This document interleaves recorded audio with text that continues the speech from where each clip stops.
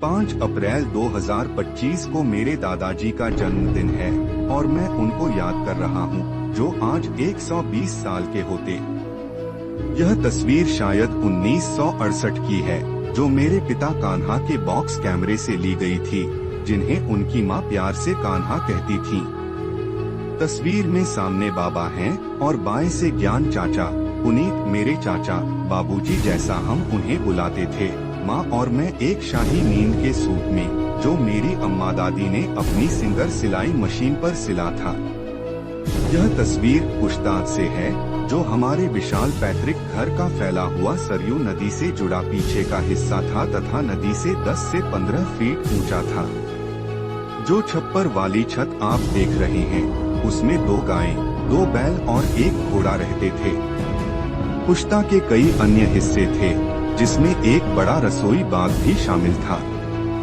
इसमें एक Chevrolet motor गाड़ी, एक बग्घी, एक फेटन और एक टायर गाड़ी, बैलगाड़ी जिसमें लकड़ी के पहियों के बजाय कार के पहिए थे, के लिए गैरेज था। और इन सब के बाद एक पूरा बैडमिंटन कोर्ट भी था और 4 देख रेख करने वाले तथा काम करने वाले भाइयों के लिए घर भी था। कान्हा मेरे पिता पुश्तैनी की सभी गतिविधियों के लिए हमारे कोच थे, जिसमें बैडमिंटन, गुड़िया, कबड्डी, विश्व अमृत और कभी कभी क्रिकेट का एक दौर और निश्चित रूप से जानवरों और खेत की उपज की देखभाल शामिल थी। शिवनाथ कार, बग्घी और फेटन तीनों सवारियों के ड्राइवर थे और बाबा को काम पर ले जाते थे। बीगू टायर गाड़ी के पायलट थे, जो अपने वाहन पर डूमरसन फार्म हाउस से हमारे सालाना अनाज का राशन लाते थे।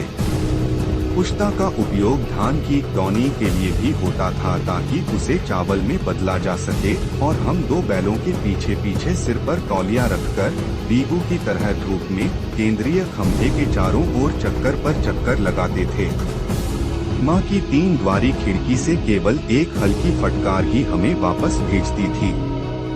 गायों का दूध निकालना और जानवरों को पुआरा, हरी सब्जियों, जिन्हें हम घास काटने वाली मशीन में काटने का आनंद लेते थे, और विशेष रूप से तैयार गुड़ और खली से भरी मिश्रण खिलाना बहुत आनंददायक था। मेरे पास और भी कई यादें हैं, जो एक किताब भर देंगी। इसे किसी और समय साझा करूंगा।